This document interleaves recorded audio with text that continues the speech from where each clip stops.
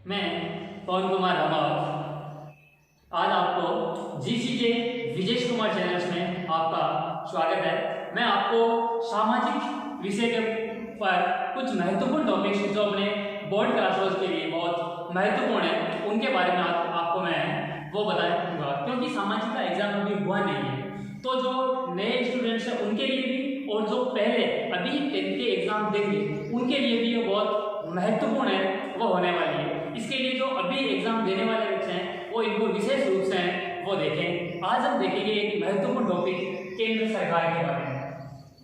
केंद्र सरकार जो टॉपिक है अपने, इस केंद्र सरकार टॉपिक से अपने बोर्ड एग्जाम के लिए महत्वपूर्ण है। इसमें 7 नंबर का एक क्वेश्चन आएगा अपने, और 7 नंबर का वो क्वेश्चन है वो है विकल्प के तौर पर।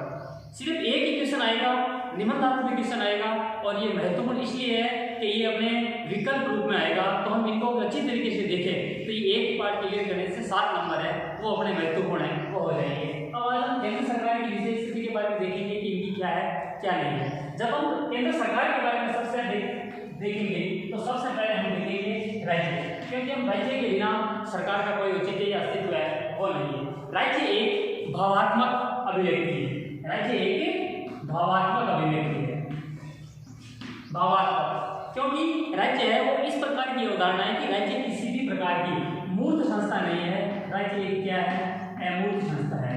उससे अमूर्त संस्था है राज्य। तो इस अमूर्त संस्था के बारे में अगर हम देखें, और अदृश्य संस्था है क्योंकि हम किसी क्षेत्र विशेष के बारे में देखें तो उस क्षेत्र विशेष की स्थिति को ही हम राज्य कह सकते हैं। देखो भौगोलिक इकाई को राज्य कह सकते हैं, लेकिन अगर हम सरकार की स्थितियों को देखें तो इस अमूर्त रूप को जो मूर्त रूप प्रदान करने के लिए अमूर्त संस्था राज्य की भावात्मक अवधारणा है। इस भावात्मक अवधारणा को मूर्त रूप में अभिव्यक्त करने के लिए कुछ व्यक्तियों का एक समूह होता है, और उस समूह को हम क्या कहेंगे? सरकार।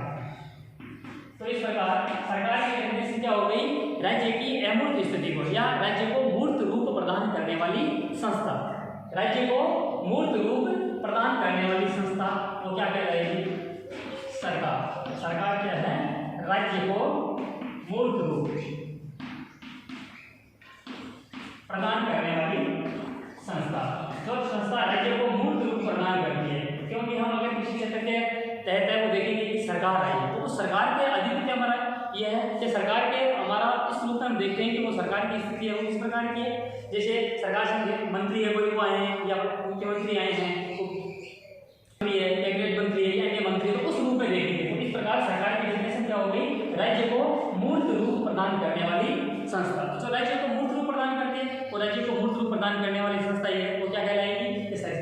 अब ये सरकार क्या करती है? इसकी राज्य की जो भावनात्मक अवधारणा है उनकी भावनात्मक अभिव्यक्ति को अपने सामने रखती है। अब जैसे सरकार या अपना क्षेत्र है तो उस क्षेत्र की क्या क्या विशेषताएं हैं, क्या वो मांग कर रही है, वहाँ की जनता की स्थितियां किस प्रकार की है, इन सभी चीजों को कौन हमारे सामने रखता है? सरकार रखता है। तो सरकार ये वो कानूनों का निर्माण भी सरकार के द्वारा किया जाएगा, और अन्य सभी राज्य हैं कानूनों को निर्मित और राज्य के कल्याण के लिए या कल्याणकारी संस्था के लिए ये सारी चीजें करती है। हम कानूनों का निर्माण करते हैं, निष्पादित करते हैं। अगर कोई लोग कानूनों का पालन ना करें तो उन कानूनों का पालन ना करने के लिए उनको क्या किया जाता है?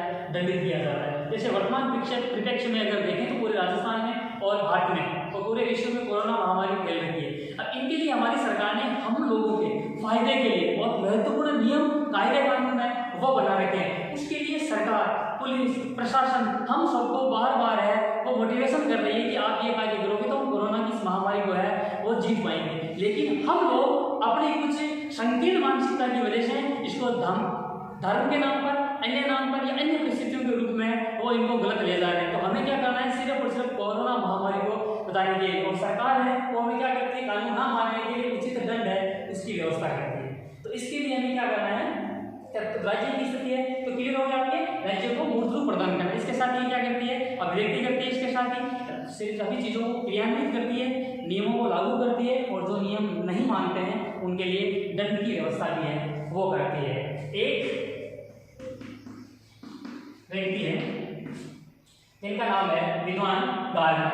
अब गार्डनर के द्वारा वो सरकार की परिभाषा है वो देखेंगे। गार्डनर ने सरकार की परिभाषा क्या दी है कि सरकार एक ऐसा अभिकर्म या संस्था है, या एक ऐसा अभिकर्म या संस्था है, या उसने इसको एक मशीन भी कहा।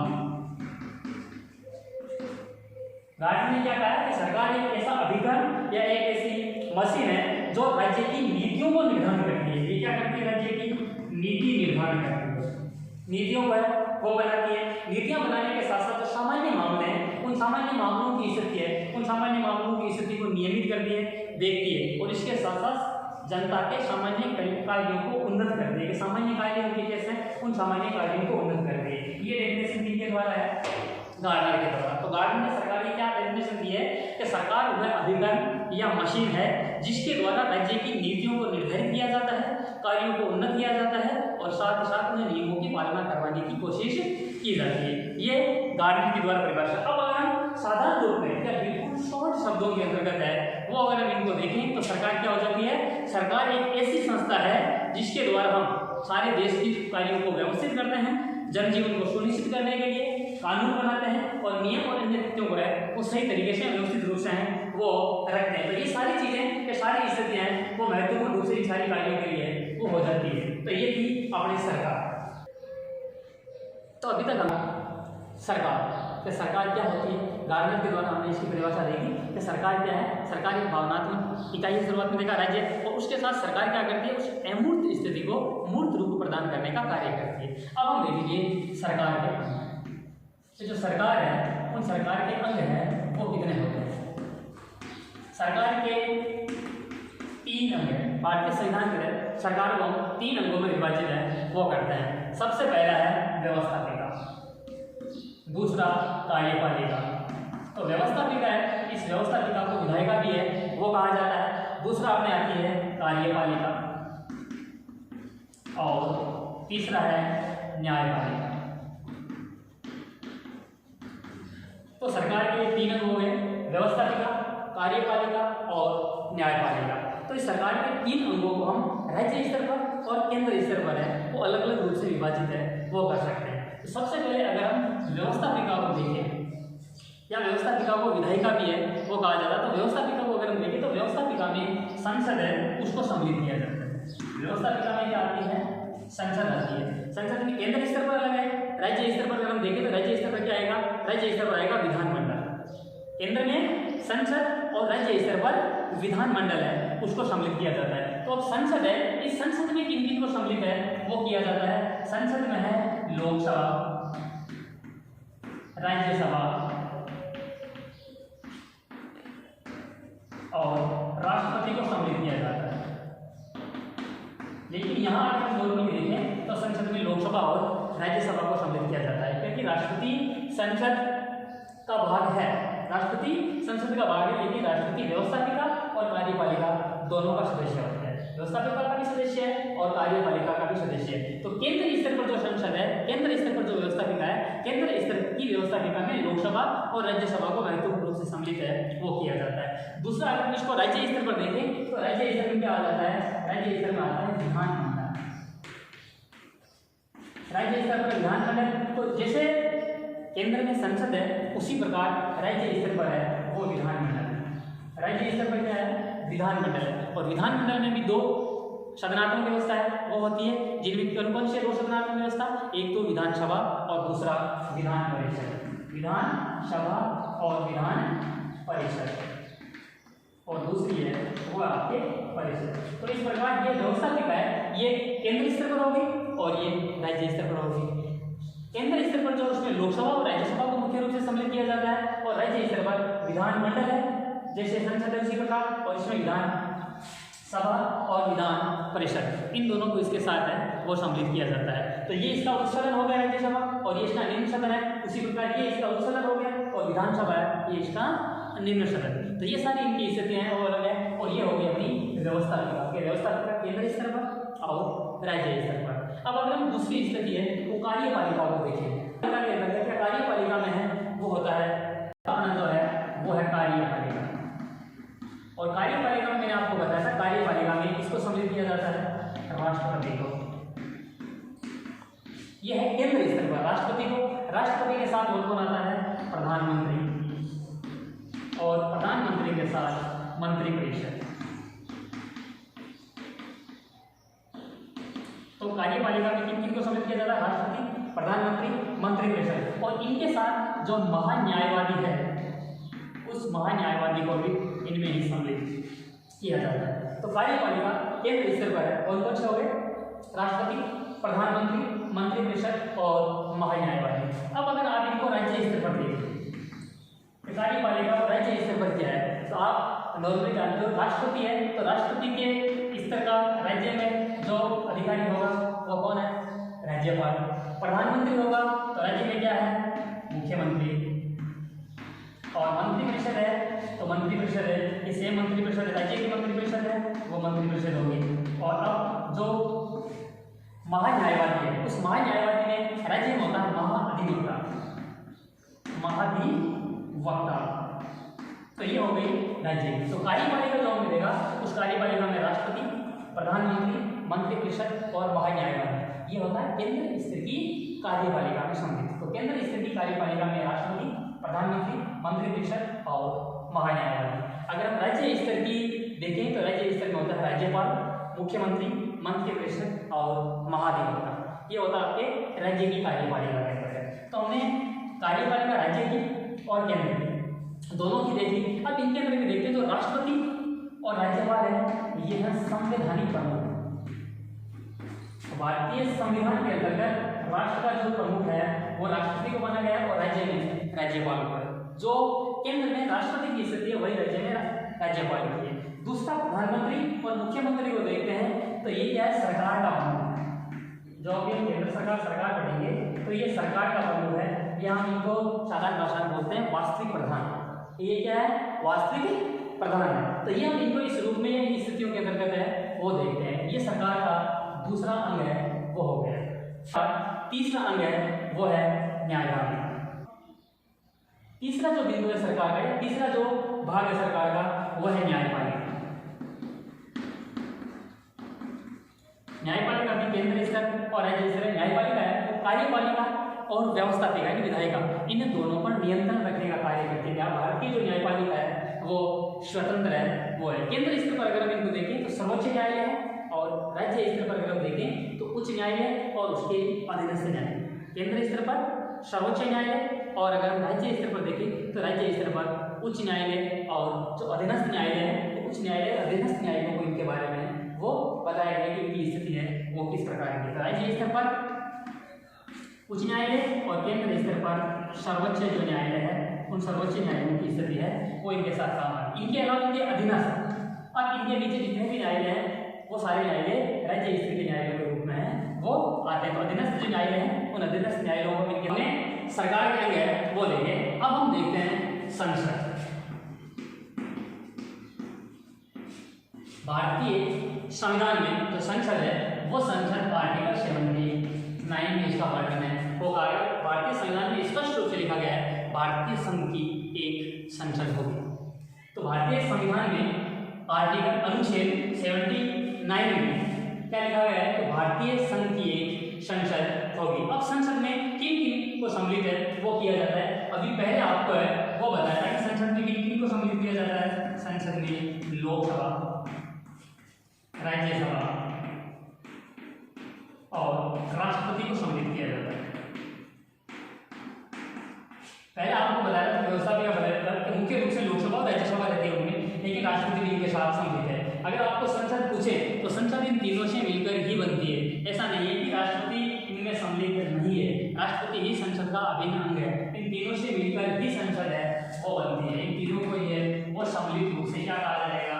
संसद है वो कहा जाएगा। अब हम संसद के बारे में एक एक तथ्यों के बारे में वो देखेंगे। पहले हम देखते हैं संसद में लोकसभा।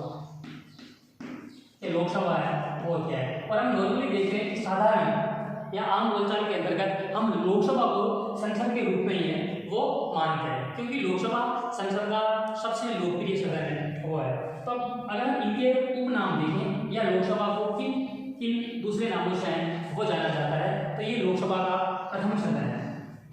संसद का प्रथम सदन क्या है? लोकसभा। तो इसको क्या कहा जाएगा? प्रथम सदन है वो कहा जाएगा। दूसरा इनको क्या बोलते हैं? निम्न सदन भी है वो इसी को बोलते हैं। ये जनता का लोकप्रिय सदन है, क्योंकि जनता अपने प्रतिनिधियों को चुनकर इनमें भेजती है। इस वजह से इनको लोकप्रिय सदन भी है वो कहा जाता है। तो लोकप्रिय सदन है वो भी कौन सा हो गया? संसद भी हो गया। निम्न सदन, लोकप्रिय सदन। इनको आम सदन भी है वो कहा जाता है क्योंकि आम जनता का है वो है। इनके अलावा इसको जनता का सदन है वो भी इनको कहा जाता है। तो ये अलग अलग जगह अलग अलग रूप से कहा गया है। और जो ये संसद है ये संसद ली गई है ब्रिटिश, कहाँ से ली गई है?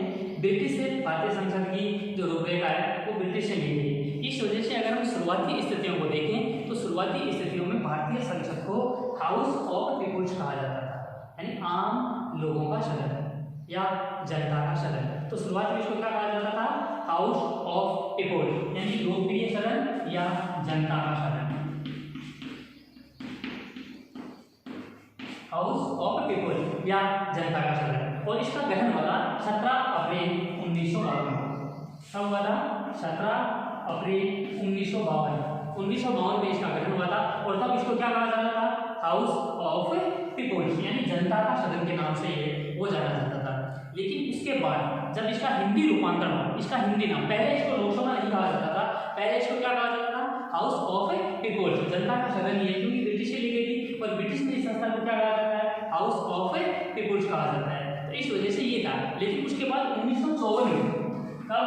1954 में इसको क्या कहा जाने लगा? इसका हिंदी रूपांतरण हुआ और इस हिंदी रूपांतरण को आज हम जो वर्तमान में देखते हैं वो लोकसभा है वो कहा जाता है। तो इसको पहले क्या कहा जाता था? House of Commons. और अब वर्तमान में 1954 के बाद 1954 में इसका हिंदी रूपांतरण है या हिंदी नाम है वो अपना लिया गया था और वो क्या था? लोकसभा है वो हो गया था। अब हम लोकसभा की ये थी शुरुआती स्थिति। लोकसभा के उपनाम क्या गया? प्रथम सदन, शुरुआती सदन, निम्न सदन, लोकप्रिय सदन। लोकप्रिय सदन इसको इसलिए कहा जाता है कि जनता के द्वारा जो प्रतिनिधि हैं वो चुनकर भेजते हैं और जनता अपने लोकप्रिय प्रतिनिधि को है वही चुनकर है वो भेजती है। इस वजह से इसको लोकप्रिय सदन और जनता का सदन या आम सदन है वो कहा जाता है। अब हम इसकी सदस्य संख्या की स्थितियों को देखेंगे कि इसमें सदस्य है वो कितने होते हैं, सदस्यों की योग्यताएं हैं वो क्या है, ये सारी स्थितियाँ वो देखेंगे। अगर हम मूल संविधान की स्थितियों को देखें तो मूल संविधान में सदस्यों की संख्या है वो थी 500। अगर हम मूल संविधान में देखें तो मूल संविधान में सदस्यों की संख्या कितनी है? 500। यानी भारतीय संसद में मूल संविधान के अनुसार सदस्यों की संख्या है वो 500 है। उसके बाद अलग अलग समय अलग अलग भारतीय संविधान में संशोधन किए गए और उन संशोधनों के तहत वर्तमान की जो सदस्य संख्या है वो अपने सामने है वो आई। 21वां संविधान संशोधन किया गया 1973 में। उसके तहत वो कर दिया गया 545 सदस्य संख्या है वो हुई। उसके बाद जैसे जैसे समय बीतता गया और संशोधन में 1987 में जो संविधान संशोधन है उसके तहत इसकी सदस्य संख्या अधिकतम जो सदस्य संख्या थी वो हो गई 552 जो अभी वर्तमान में है। देख पाते हैं मूल जो संविधान है उस मूल संविधान में लोकसभा के सदस्यों की संख्या है 500। 1973 में जो संविधान संशोधन है उसके 21वां जो संविधान संशोधन किया गया था उस 21वें संविधान संशोधन के 545 अधिकतम संख्या देखा थी। ये सारी क्या है? अधिकतम सदस्य संख्या। और 1987 का जो संविधान संशोधन किया गया उसके 552 है वो अधिकतम सदस्य संख्या निर्धारित की गई। अब ये 552 है तो ये 552 की स्थिति है वो किस प्रकार की है? 552 में किन किन को सम्मिलित है वो किया जाता है।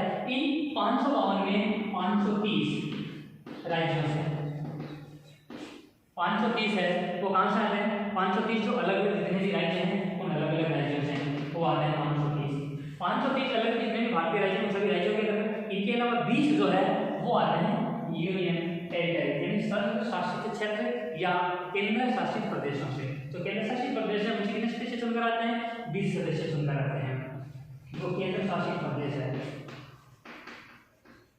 और 2 आंग्ल भारतीय सदस्य हैं उन आंग्ल भारतीय सदस्यों को है वो इनके साथ सम्मिलित किया जाता है। और ये भारतीय संविधान में कहता है कि अगर आंग्ल भारतीय सदस्यों का भारतीय संसद में प्रतिनिधित्व नहीं है तो भारत का राष्ट्रपति 2 आंग्ल भारतीय सदस्यों का मनोनयन कर सकता है, यानी उनको मनोनीत किया जा सकता है। ये है मनोनीत, ये 2 क्या है? ये तो है मनोनीत और ये बाकी है इन सभी का क्या होता है? निर्वाचन होता है। 530 राज्यों से निर्वाचित होते हैं, 20 केंद्र शासित प्रदेशों से निर्वाचित होते हैं और 2 आंग्ल भारतीय सदस्य हैं इनका होता है मनोनयन। ध्यान रखना मनोनयन भारतीय संसद में सिर्फ 2 ही आंग्ल भारतीय सदस्यों का होता है। और आंग्ल भारतीय ये क्या होते हैं? आंग्ल भारतीय सदस्य संविधान के अनुच्छेद 331 के तहत इसको डेफिनेट है वो किया गया। उसके अंतर्गत अगर हम इसको देखें तो कई सारे अंग्रेज या दूसरे जो लोग हैं वो भारत के अंतर्गत है वो आए थे और मूल रूप से वो यहाँ के नहीं थे, लेकिन फिर भारत में वो बस गए। तो इसकी परिभाषा की गई है यूरोपीय पिता और भारतीय माता। सिर्फ ब्रिटेन से इसका मतलब नहीं है कि ब्रिटिश पिता और भारतीय माता की संतानें यहाँ के भारतीय सदस्य कहलाते नहीं, बल्कि क्योंकि इसमें भारत के अंतर्गत पुर्तगाली भी थे, फ्रांसीसी भी थे, ब्रिटिश भी थे, तो ये अलग अलग क्षेत्रों से। तो यूरोपीय पिता, पिता कौन होना चाहिए इसका? यूरोपीय, और माता भारतीय। इनकी जो भी संतानें थी उनको क्या कहा गया? आंग्ल भारतीय कहा गया। तो इन आंग्ल भारतीय सदस्यों का उचित प्रतिनिधित्व ना हो तो 2 आंग्ल भारतीय सदस्यों को भारतीय राष्ट्रपति के द्वारा मनोनीत किया जाता है। तो मनोनीत कितने सदस्य हैं? 2, और बाकी ये सारे क्या हैं? निर्वाचित हैं। तो अभी तक हमने देखी संसद की सदस्य संख्या, और ये हमने संसद की सदस्य संख्या देखी अधिकतम है, अधिकतम भारत में कितनी हो सकती है। अब हम देखेंगे वर्तमान में भारत में सदस्य संख्या है वो कितनी है। लोकसभा की सदस्य संख्या कितनी है? वर्तमान के अंतर्गत लोकसभा की जो सदस्य संख्या है वो वर्तमान में लोकसभा की सदस्य संख्या 545। वर्तमान में सदस्य संख्या कितनी है लोकसभा की? 545। इन 545 में अगर हम देखें तो 530 है वो आते हैं अलग अलग राज्य से। 530 है वो कहाँ से हैं? अलग अलग राज्यों से। जो हमने पहले भी देखे थे 530 अलग अलग राज्यों से वो आते हैं। अब केंद्र शासित जो प्रदेश हैं यानी यूनियन टेरिटरीज, जो केंद्र शासित प्रदेश हैं उन केंद्र शासित प्रदेशों से आते हैं 13, और 2 को भारतीय राष्ट्रपति है वो करता है मनोनीत। तो वर्तमान स्थिति है वो क्या है? 530 राज्यों से 13 केंद्र शासित प्रदेशों के द्वारा चुनकर है वो आते हैं, और 2 भारतीय राष्ट्रपति के द्वारा मनोनीत किए जाते हैं। और ये मनोनीत कौन से सदस्य होते हैं? आंग्ल भारतीय सदस्य होते हैं। आपको ये मनोनीत आंग्ल भारतीय सदस्यों को है वो 2 ही लिखना है। लेकिन अगर हम वर्तमान में देखें तो वर्तमान में भारतीय लोकसभा के द्वारा आंग्ल भारतीय सदस्यों की स्थिति को समाप्त करने का प्रस्ताव रख दिया गया है, क्योंकि वैसे ही भारत में आंग्ल भारतीय सदस्यों का प्रतिनिधित्व लगभग होता है। इस वजह से ये संविधान संशोधन या एक प्रस्ताव रखा गया है कि आंग्ल भारतीय सदस्यों की स्थितियां है वो नहीं होगी। ये सारी चीजें वो हो जाएगी। लेकिन आपके शुरुआती स्थिति में अभी तक यही स्थिति है, इस वजह से हमें अभी 545 और 2 मनोनीत जो राष्ट्रपति द्वारा है वही लिखने हैं। तो 545 ये हो गए और 2 ये, तो 545 सदस्य हैं ये सारे हैं वो वर्तमान इनकी स्थिति है वो बदलती है। वर्तमान में 28 राज्य हैं और 8 केंद्र शासित प्रदेश। 28 राज्य और 8 केंद्र शासित प्रदेशों की ये स्थितियां हैं वो इनमें बदल रही है। अब हम इनका देखते हैं निर्वाचन। इनका निर्वाचन या चुनाव है वो किस प्रकार होता है। लोकसभा के जो सदस्य हैं इन लोकसभा के सदस्यों का चुनाव या निर्वाचन, इनका निर्वाचन या चुनाव होता है जो अधिकतम वोट प्राप्त करता है, उस अधिकतम वोट प्राप्त करने वाले व्यक्ति को ही विजेता घोषित किया जाता है, यानी अग्रता ही विजेता, अग्रता ही विजेता। इस पद्धति के तहत जो अधिकतम वोट है वो प्राप्त करेगा, जिसको ज्यादा वोट मिलेंगे वो व्यक्ति ही क्या होगा? सदस्य है या विजेता है वो घोषित किया जाता है। इसमें कुछ खामियां भी हैं, लेकिन भारतीय जनता या भारतीय परिप्रेक्ष्य को देखते हुए इसी को महत्वपूर्ण है वो माना गया। अगर हम नॉर्मली 2, 3, 4 लोगों की अगर हम स्थितियों को अगर देखें, जैसे 100 वोट है, उन 100 वोटों में से पहले व्यक्ति को 40 मत है वो प्राप्त हुए, दूसरे को 30 मत प्राप्त हुए, तीसरे को 20 प्राप्त हुए और चौथे को 10 मत प्राप्त हुए। अब इनमें अधिकतम तो 40 मत वाला है, इसी को विजेता घोषित किया जाएगा। लेकिन अगर हम वास्तविक स्थिति को इनमें देखें तो अधिकतम लोगों ने इस एक व्यक्ति का क्या किया है? रिजेक्शन किया है इनको, क्योंकि 60 व्यक्ति जो इसके पक्ष में नहीं है कि ये जीतना चाहिए, 60 व्यक्ति इसके पक्ष में नहीं है, इस कहते थे यही अधिकतर जनता क्या है इसके सपोर्ट में है, लेकिन फिर भी भारत में इसी को विजेता घोषित है वो माना जाता है। और यही भारतीय संसद के तहत लोकसभा में अपना अलग अलग क्षेत्रों का प्रतिनिधित्व है वो करता है। ये इसमें एक खामी भी है कि कम लोगों की पसंद होते हुए जो अधिकतम होगा, जिसमें जितने ज्यादा होंगे कैंडिडेट उस हिसाब से और कम वोट प्राप्त हो सकते हैं, लेकिन फिर भी अपना विजेता कौन होगा? वही होगा। तो ये इस पद्धति के अंतर्गत है। लेकिन अगर हम राज्यसभा की देखें तो उनके अंतर्गत एकल संक्रमणीय पद्धति होती है, उसमें ये स्थितियां हैं वो नहीं होती, लेकिन वो व्यवस्थित रूप से है वो तभी इतनी बड़ी जनसंख्या के मामले में उस प्रकार की स्थितियां नहीं हो पाती। इस वजह से भारत में निर्वाचन की इसी व्यक्ति को नहीं अग्रता ही विजेता, जो अधिक वोट प्राप्त करेगा उसी व्यक्ति को भारत में विजेता घोषित है वो माना जाएगा। इस कमी के बावजूद भी ये स्थितियां हैं वो रखी जाती है। और ये सारे के सारे जो चुनाव होते हैं वो होते हैं प्रत्यक्ष पद्धति के द्वारा। सारे के सारे चुनाव क्या है, प्रत्यक्ष, सीधे तौर पर हम डायरेक्ट ही उस प्रतिनिधि को है वो अपना वोट है वो डालते हैं। और इनमें सम्मिलित कौन होते हैं, इनमें सम्मिलित होते हैं जिन व्यक्तियों ने, यानी भारतीय आम जनता है वो इसमें सम्मिलित होती है। इसी वजह से इसको आम सदन कहा जाता है, जनता का लोकप्रिय सदन कहा जाता है। जिन व्यक्तियों ने, स्त्री और पुरुषों ने 18 वर्ष की आयु पूर्ण कर ली हो और उसका भारतीय निर्वाचन आयोग के द्वारा जो रजिस्ट्रेशन या जो निर्वाचन नामावली है उनमें अगर नाम दर्ज है तो वो वोट देने का अधिकारी होता है। तो भारतीय वैश्य क्या है, वो 18 साल से ऊपर के लोग जो प्रत्यक्ष रूप से इन व्यक्तियों को वोट देते हैं। अब इनका कार्यकाल है वो क्या होता है, तो इनकी कार्यकाल की स्थितियां हैं वो देखेंगे। कार्यकाल है वो क्या है, सामान्यतः इनका कार्यकाल होता है 5 वर्ष। सामान्यतः इनका कार्यकाल कितना है, 5 वर्ष होता है। विपरीत परिस्थितियां या विशेष परिस्थितियों के रूप में समय से पहले भी इनको भंग किया जा सकता है। और कभी जैसे राष्ट्रीय आपात या अन्य स्थिति हो जाए, चुनाव आयोग चुनाव करवाने की स्थिति में नहीं हो, राष्ट्रीय आपात की स्थिति हो तो इसको बढ़ाया भी जा सकता है। तो ये स्थितियों के अंतर्गत है। और अब तक अगर हम बढ़ाने की स्थितियों को देखें तो माध्यमिक शिक्षा बोर्ड के अकॉर्डिंग है, तो अगर हम देखें तो अभी तक इसको 9 बार भंग है वो किया जा चुका है। कितनी बार समय से पहले इसको भंग किया जा चुका है, 9 बार है वो इसको समय से पहले भंग किया जा चुका है। कितनी बार भंग किया जा चुका है, 9 बार समय से पहले वो भंग किया जा सकता है। और राष्ट्रीय आपात की अगर स्थिति हो तो हम इसके कार्यकाल को 5 साल से ज़्यादा भी है वो बढ़ा सकते हैं। तो ये था इनका वो इनकी स्थितियाँ इनकी।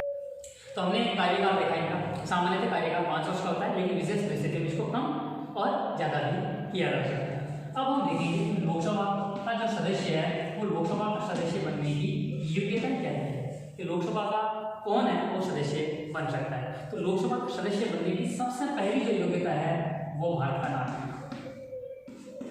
सबसे पहली योग्यता ये होगी कि वो भारत का नागरिक हो।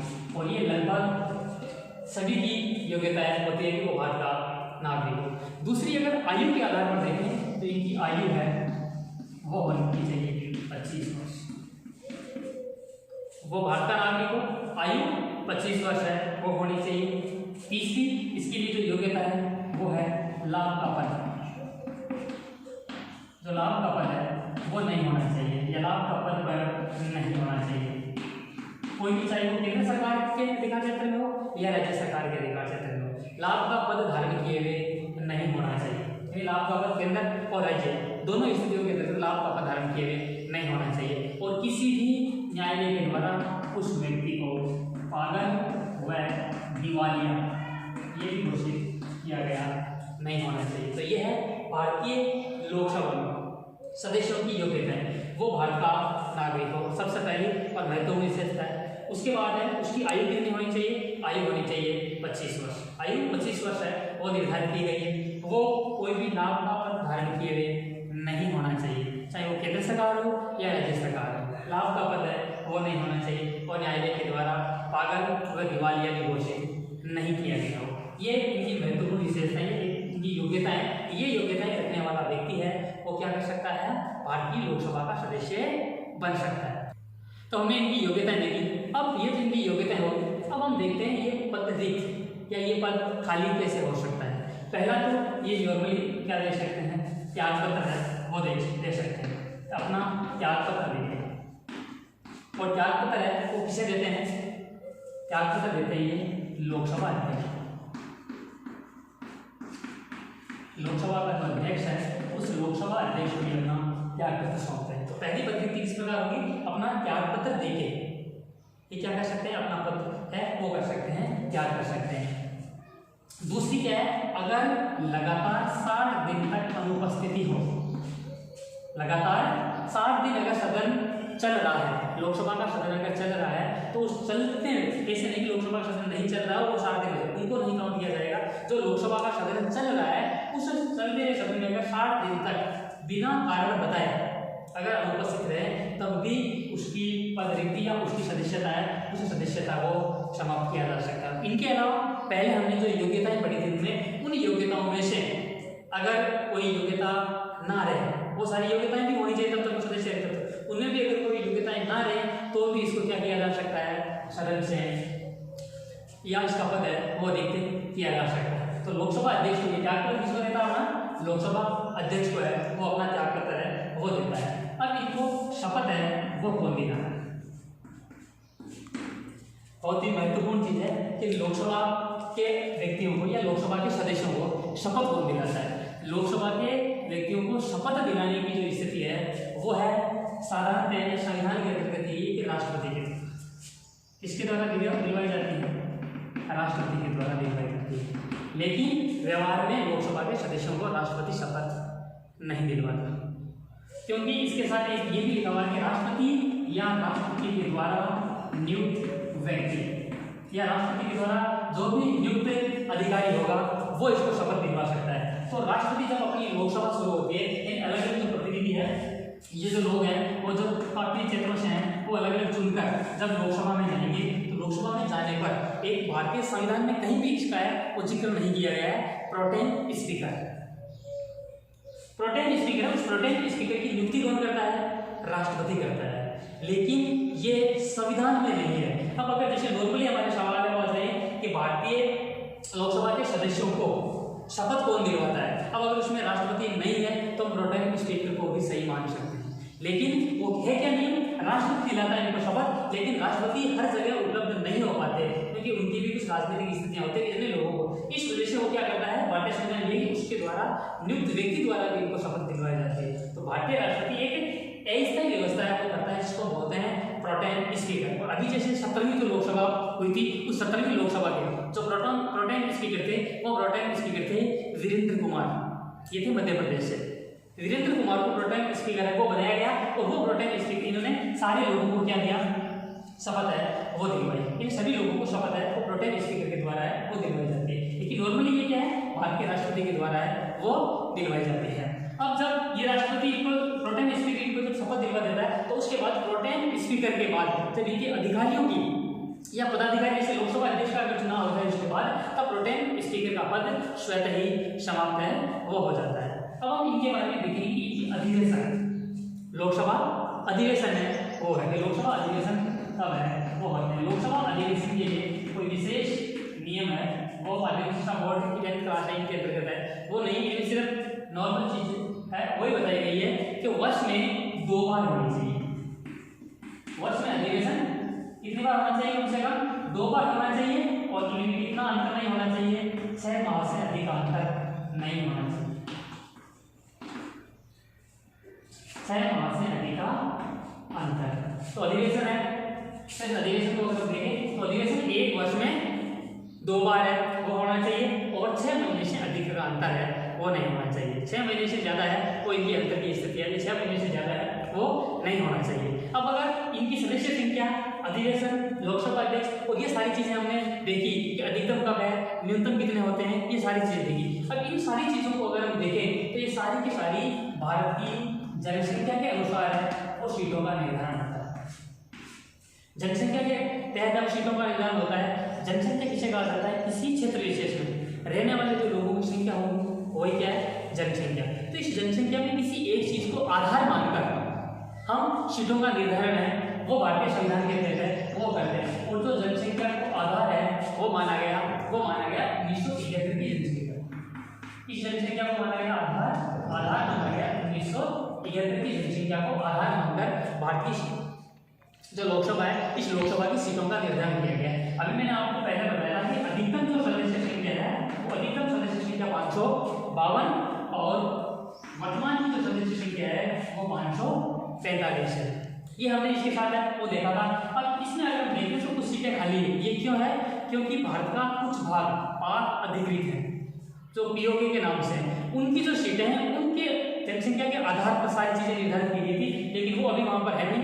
इस वजह से ये कुछ सीटें हैं वो रिक्त है वो चल रही। तो आधार कौन सा माना गया है, 1971 की जनसंख्या का। 1971 की जनसंख्या को आधार मानकर है ये सारे कार्य हैं वो किए जाते हैं। और ये कब तक मान्य कर दी गई है, 2026 तक यही सीटें हैं वो रहेगी। आधार कब माना गया 1971 और ये रहेगी कब तक, 2026 तक। ये अभी जब लोकसभा की सीटों की संख्या आधार वर्ष क्या था तो किस जनसंख्या से लिया गया था। इसी के साथ अगर हम राजस्थान की स्थितियों को भी देखें तो राजस्थान से में से भी लोकसभा में 25 सदस्य हैं वो चुनकर जाते हैं। राजस्थान में लोकसभा से 25 सदस्य चुनकर जाते हैं। और अगर आपसे पूछे संसद में कितने सदस्य चुनकर जाते हैं, तब संसद में कितने हो जाएंगे, क्योंकि राज्यसभा के 10 और हैं वो ऐड हो जाते हैं, तब 35। तो ये थे सदस्य। अब हम पढ़ेंगे कि लोकसभा के महत्वपूर्ण पदाधिकारी हैं वो कौन से हैं, यानी कौन से महत्वपूर्ण पद हैं जो पदाधिकारी हैं। हमारे इस आरबीसी सिलेबस के अंतर्गत 2 पदाधिकारी हैं, एक अध्यक्ष और उपाध्यक्ष। अध्यक्ष और उपाध्यक्ष इन दोनों का चुनाव, अध्यक्ष और उपाध्यक्ष इन दोनों का चुनाव लोकसभा के जो भी सदस्य हैं वो जीत कर आते हैं, वो अपने में से ही हैं, वो इनका चुनाव करते हैं।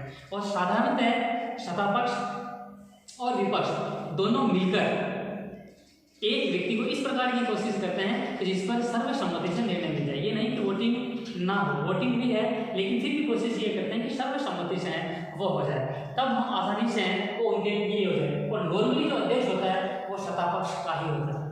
नॉर्मली जो अध्यक्ष है वो सत्तापक्ष, क्योंकि सत्तापक्ष बहुमत में रहती है, तो बहुमत वाला है वो बनेगा। तो इस वजह से सत्तापक्ष के व्यक्ति को, और जरूरी नहीं है कि सत्तापक्ष से ही हो, किसी दूसरी पार्टी से भी है वो बनाया जा सकता है।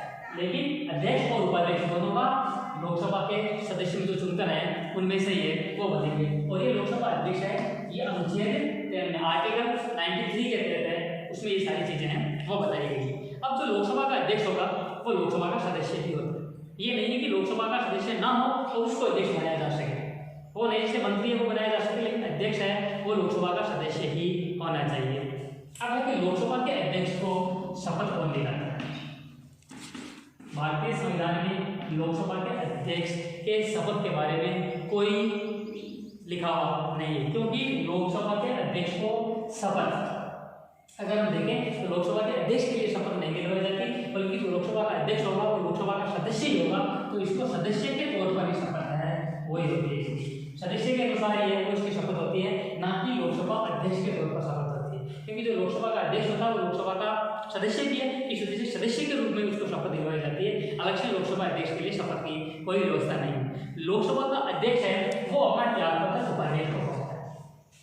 लोकसभा अध्यक्ष है वो अपना त्यागपत्र किसको, उपाध्यक्ष को, और जो उपाध्यक्ष है वो अपना त्यागपत्र अध्यक्ष को है वो सौंपता है। एक दूसरे को सौंपते हैं, अध्यक्ष उपाध्यक्ष को, और उपाध्यक्ष अध्यक्ष को है वो सौंपते हैं। ये लोकसभा अध्यक्ष की सामान्य स्थिति है वो हो गई। अब अगर इनको हटाना है तो लोकसभा के अध्यक्ष को एक बार अगर बना दिया, साधारणतः इनका कार्यकाल भी है वो 5 वर्ष का होता है, जो लोकसभा का होता है उसी प्रकार इनका 5 वर्ष, लेकिन फिर भी इनको हटाया जा सकता है। और इन हटाने की जो स्थिति है वो अपने आरबीसी सिलेबस के तहत दी है, तात्कालिक बहुमत का प्रस्ताव पारित करके। किस प्रकार हटाया जा सकता है इसको, तात्कालिक, यहाँ तात्कालिक का क्या आता है, तात्कालिक बहुमत का प्रस्ताव है वो पारित करेंगे। तात्कालिक बहुमत प्रस्ताव है, तात्कालिक बहुमत प्रस्ताव का तात्पर्य है कि वर्तमान में जो लोकसभा की सदस्य संख्या है उनके अनुसार है वही इनको हटाया जा सकता है। तो वर्तमान सदस्य संख्या, अभी हमने शुरुआत में सदस्य संख्या इनकी पढ़ी थी, तो वर्तमान में सदस्य संख्या कितनी है लोकसभा की, 545। वर्तमान में सदस्य संख्या कितनी है, 545 है। तो उस तात्कालिक बहुमत के आधार पर, इस तात्कालिक बहुमत, और इसमें किसी भी प्रकार का कोई भी मेंशन नहीं है कि ना तो 1/3 सदस्य चाहिए ना 2/3 सदस्य चाहिए, इनका कोई भी उल्लेख नहीं है। साधारण बहुमत जो हमने शुरुआत में पढ़ा था, साधारण बहुमत है, उस साधारण बहुमत से ही इसको हटाया जा सकता है। लेकिन ये होनी चाहिए तात्कालिक बहुमत प्रस्ताव, ये नहीं कि 552 के अकॉर्डिंग, वो अधिकतम सदस्य संख्या है। और तात्कालिक सदस्य संख्या कितनी है, सदस्य कितने हैं, 545 है, तो 545 को ध्यान में रखकर ही है कोई सारी चीजें हैं वो तय की जा सकती है। एक तो इस तात्कालिक बहुमत, लेकिन इसके साथ एक चीज ये भी है कि अध्यक्ष को अगर हम हटाते हैं, ये प्रस्ताव अगर पारित करते हैं, तो उसके 14 दिन पहले, 14 दिन पहले इनको सूचित करना पड़ता है। इससे हटाने से पहले जो प्रस्ताव पारित करते हैं, उस प्रस्ताव से पहले हम जब लोकसभा में रखेंगे उसे 14 दिन पहले इनको है वो बताना होगा, या 14 दिन पहले इस प्रस्ताव को पेश करने के लिए सूचना है वो हमें लोकसभा अध्यक्ष को है वो देनी होगी, ताकि आसानी से वो अपनी उसी स्थिति के रूप में वो देखें। अब अगर हमने ये अध्यक्ष देखा था अध्यक्ष उपाध्यक्ष को, उपाध्यक्ष अध्यक्ष को, अब अगर कभी कभार स्थिति होती हमने अध्यक्ष को हटा दिया, अध्यक्ष को हटा दिया, अब अध्यक्ष को हटाने के बाद अब इसकी स्थिति में अब अध्यक्ष का जो सारा का सारा कामकाज है वो सारा का सारा कामकाज कौन देखेगा, उपाध्यक्ष देखेगा। अध्यक्ष के हटाने के बाद सारा का सारा अध्यक्ष के बाद कामकाज कौन देखेगा, अगर अध्यक्ष है इस अध्यक्ष को हटा दिया जाए या अध्यक्ष हट गया, ये इसने अपना त्याग पत्र दे दिया, कोई भी कारण हो सकता है, तो अध्यक्ष हटने के बाद अध्यक्ष की सारी इकाइयाँ कौन देखेगा? उपाध्यक्ष देखेगा। अब कभी कभार दिमाग में सवाल ये भी आता है कि अगर उपाध्यक्ष भी ना हो तो भाई अध्यक्ष अगर है तब तो अध्यक्ष देखेगा, अध्यक्ष नहीं है तो उपाध्यक्ष देखेगा। और अगर उपाध्यक्ष भी ना हो उस समय, या उपाध्यक्ष भी अगर है, ये सारी स्थिति हैं, तो उपाध्यक्ष भी अगर ना हो तो तब क्या होता है? राष्ट्रपति के द्वारा नियुक्त व्यक्ति देखेगा। जैसे राष्ट्रपति शुरुआत में प्रोटोटाइप स्टेट को नियुक्त करता है, उसी प्रकार पहले से निर्धारित होता है कि अगर ये दोनों ना हो तो इसकी स्थिति में ये देखा जा सकता है, उसके द्वारा ये स्थिति नियुक्त व्यक्ति है वो दे सकता है। नॉर्मली हम इसको साधारण शब्दों में कभी कभार कई जगह ये भी आपको लिखा हुआ मिल सकता है कि लोकसभा है वो अपने में से किसी एक व्यक्ति को या वरिष्ठतम व्यक्ति को वो चुन लेती है और वो व्यक्ति इसकी कार्रवाई को देखता है, लेकिन वो किसके द्वारा होगा निर्धारित? वो होगा निर्दिष्ट राष्ट्रपति के द्वारा। तो अध्यक्ष है तो उपाध्यक्ष, और उपाध्यक्ष अगर ना हो तो किसके द्वारा? दूसरों के द्वारा है, या राष्ट्रपति के द्वारा, दूसरों व्यक्तियों में से जो भी है उनके द्वारा है वो चुना जाता है। यह है लोकसभा अध्यक्ष के हटाने या उपाध्यक्ष को हटाने की है वो प्रक्रिया। अब हम देखेंगे इनकी कार्य और शक्तियाँ कि लोकसभा और अब हमने अध्यक्ष और उपाध्यक्ष इनकी प्रक्रिया कौन हो सकते हैं, हटाने की जो प्रक्रिया वो देगी। अब हम देखेंगे लोकसभा जो अध्यक्ष होता है उस लोकसभा अध्यक्ष के कार्य, लोकसभा अध्यक्ष के कौन कौन से कार्य होते हैं, वह की शक्तियाँ हैं वो क्या है, लोकसभा अध्यक्ष के कार्य और शक्तियाँ। अब जब लोकसभा अध्यक्ष के कार्य और शक्तियाँ देखेंगे तो लोकसभा अध्यक्ष को एक पावरफुल है या पावर है वो भी कुछ दिया गया, कौन कौन से पावर है, कौन कौन सी शक्तियाँ। तो पहला देखेंगे जब ये लोकसभा का अध्यक्ष है तो सबसे महत्वपूर्ण इसकी स्थिति है वो क्या होगी? ये सभी जितनी भी होगी उन सारी मीटिंगों की या कार्रवाई की क्या करेगा? अध्यक्षता करेगा। तो पहले इसकी कार्य या शक्तियाँ क्या होगी कि ये अध्यक्षता है वो करना, जितनी भी मीटिंग होगी या जितने भी सदन के अंतर्गत कार्य होगी उन सभी की अध्यक्षता करना सबसे महत्वपूर्ण है, वो कार्य वो शक्तियों के अंतर्गत है वो आता है। अब दूसरा, जितनी भी बैठकें होंगी लोकसभा की बैठकें, उन सभी बैठकों का संचालन करना, बैठकों का संचालन भी है वो लोकसभा अध्यक्ष के द्वारा ही है वो किया जाता है कि सारी बैठकें, उन सारी बैठकों की व्यवस्थाएं वो करना। अब अगर तीसरी की कार्य देखें तो तीसरी कार्य की बैठकें हैं वो शांतिपूर्ण तरीके से हैं वो हो जाए, शांति व्यवस्था आसानी से अध्यक्षता करनी है, संचालन और उसके बाद शांति व्यवस्था है वो बनाए। अब शांति व्यवस्था है, शांति के साथ व्यवस्था के साथ अगर हम देखें अनुशासन का विधान है वो रखा है। शांति व्यवस्था है, अनुशासन है वो भी होते हैं लोकसभा की बैठकों की जो व्यवस्था है वो सुचारू रूप से सही ढंग से है, इसके लिए शांति व्यवस्था और अनुशासन दोनों महत्वपूर्ण है वो होते हैं। और लोकसभा के समस्त कार्य और कार्रवाई को निश्चित करना, जितने भी कार्य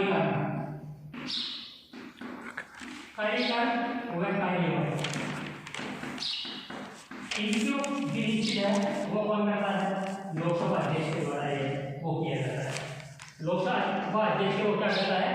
जो भी बैठकें कार्य का निर्धारण करना है, उन बैठकों में कौन कौन से कार्यक्रम किस प्रकार व्यवस्थित देखना है वो, और उनकी उचित जो कार्रवाई है क्या पहले कौन सी कार्रवाई होगी इसके बाद क्या होगा, इन सारी कार्रवाई को निश्चित कार्य है वो निश्चित कार्य भी इनके द्वारा निर्धारित है वो किया जाता है। तो कार्यक्रम को निश्चित करता है। अगला मैं आपको बता रहा था कि वाद विवाद का समय भी निश्चित करता है कि कौन सा नेता कब बोलेगा, किस प्रकार की स्थितियाँ होगी, ये सारे। तो वाद विवाद का जो समय है वो भी निश्चित करता है। वाद विवाद का समय निश्चित है वो भी इनके द्वारा ही है वो किया जाता है। और ये सारी चीजें कौन कब बोलेगा, किस प्रकार की स्थिति बोलेगा, ये सदन के नेता से परामर्श करने की बात तय करता है। तो सदन का नेता उसे भी परामर्श कर लेता है कि आपकी स्थिति इस प्रकार की क्या है, उन चीज़ों की भी है, ये सारी चीज़ें हैं वो देख लेता है। इनके साथ ये लोकसभा अध्यक्ष होता है, ये सदन की कुछ समितियाँ होती है, उन सदन की कुछ समितियों का ये क्या होता है, पदेन सभापति होता है। सदन की कुछ समितियाँ बनी हुई होती हैं, कुछ समिति का ये होता है पदेन सभापति। पदेन सभापति, इसमें ये पदेन नाम है। ये पदेन का क्या अर्थ है? पदेन का अर्थ होता है किसी व्यक्ति के पास पहले से अगर एक पद हो और उसको कोई दूसरा पद दे दिया जाए तब हम उसको बोलते हैं पदेन सभापति।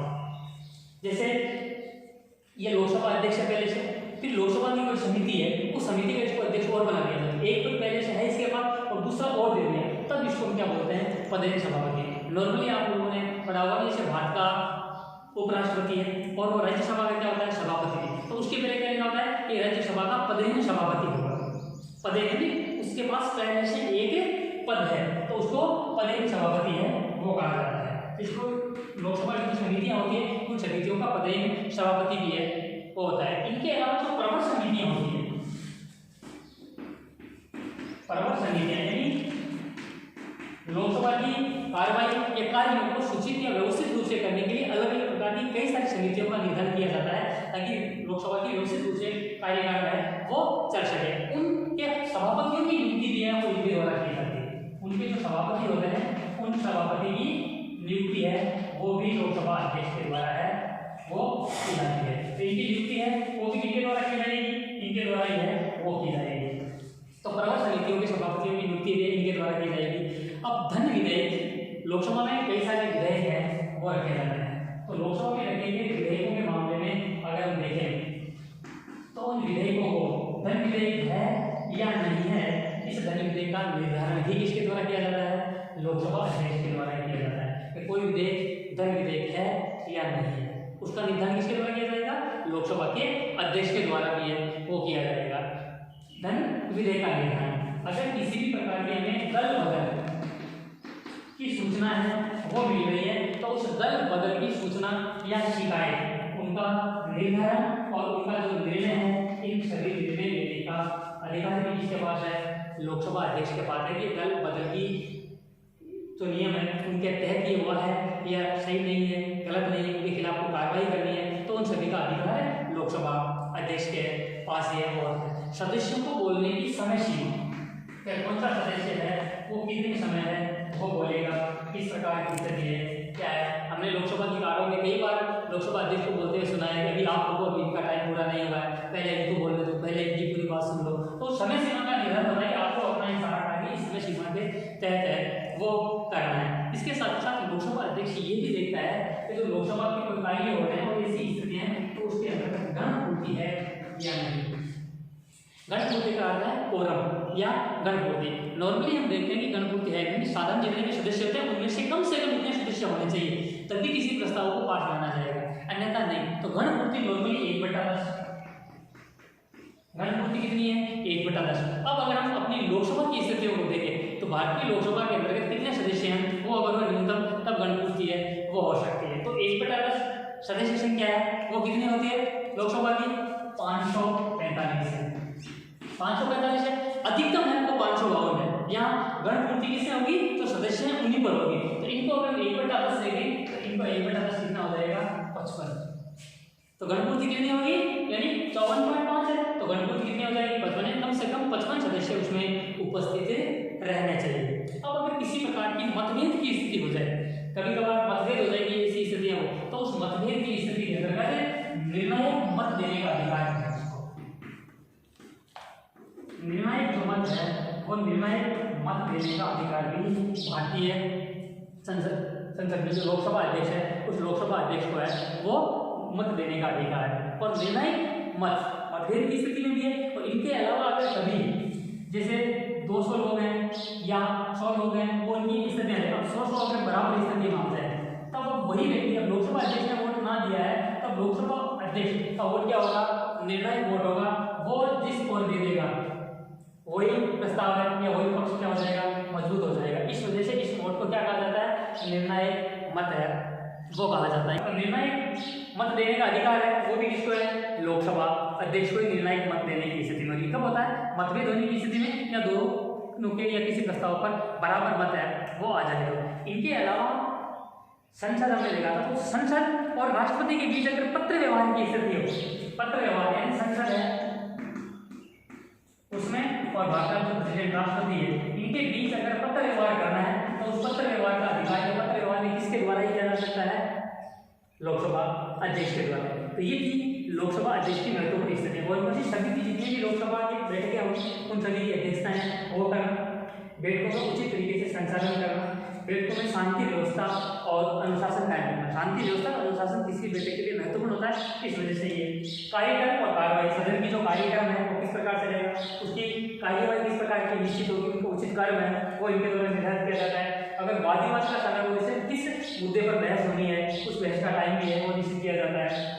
और ये कुछ समितियों का पदेन सभापति भी होता है, पर पदेन आपको बताया था पहले जो एक पद प्राप्त है उसी पद या उसके साथ एक दूसरा पद इनको और मिल जाए तब उनको पदेन सभापति कहा जाता है। इनके अलावा भारतीय संसद के अंतर्गत कुछ प्रवर समितियां होती है, उन प्रवर समितियों के सभापति के रूप में इनको कहा जाता है। धन विधेयक है या नहीं, इन धन विधेयक है या नहीं, इनका निर्धारण भी किसके द्वारा किया जाता है, लोकसभा अध्यक्ष। दल बदल संबंधी निर्णय है वो भी सारे किए जाते हैं, और जो समय सीमा है उनका निर्धारण करता है किस व्यक्ति को कितना बोलना है। गणपूर्ति 1/10 है, वो कम से कम होनी चाहिए। भारतीय संसद लोकसभा के आधार पर देखें तो आपको बताया गया है 55 कम से कम है वो होनी चाहिए। और संसद और राष्ट्रपति के बीच पत्र व्यवहार का कार्य भी है वो लोकसभा अध्यक्ष के द्वारा ही किया जाता है। अब हम कुछ वर्तमान परिप्रेक्ष्य में हैं वो इनको देखते हैं। वर्तमान में लोकसभा के अध्यक्ष हैं वो है ओम बिरला। वर्तमान में जो लोकसभा अध्यक्ष है वो कौन है, ओम बिरला। ये अपने राजस्थान कोटा से ही है, वो एमपी है। जो वर्तमान के लोकसभा अध्यक्ष है वो है ओम बिरला। और वर्तमान जो उपाध्यक्ष है वो अन्नामुद्र के एन शंभीदुरई को है वो बनाया गया है। अगर हम प्रथम को देखें तो जी मावलंकर, गणेश वासुदेव मावलंकर को है प्रथम अध्यक्ष बनाया गया है। और प्रथम अगर उपाध्यक्ष को देखें तो एन अनंत साइनम अयंगर, एन अनंत साइन अयंगर को है वो बनाया गया। तो वर्तमान कौन है उपाध्यक्ष, अध्यक्ष ओम बिरला। और ओम बिरला कहाँ के हैं, राजस्थान कोटा से ही है वो ओम बिरला। तो ये थी लोकसभा अध्यक्ष की कार्य और शक्तियाँ। अब हम लोकसभा के बारे में संपूर्ण चीजें हैं वो देख चुके हैं। अगले वीडियो के अंतर्गत हम लोकसभा के बारे में पूरा पढ़ लिया है, संसद के दूसरे भाग राज्यसभा के बारे में अध्ययन करेंगे। अगर आपको ये क्लास और जीसीजे विजय कुमार जो चैनल है जिससे विद्यालय के द्वारा बनाया गया है, इसका अगर आप सपोर्ट, सब्सक्राइब, लाइक अन्य सभी स्थितियों के रूप में तो किसी भी रूप में इनका हौसला बढ़ाएं ताकि आपके लिए नए अच्छे और महत्वपूर्ण वीडियो है घर बैठे आपके लिए उपलब्ध है वो करवा सकें। आपका बहुत बहुत धन्यवाद। जय हिंद, जय भारत, जय जय राजस्थान।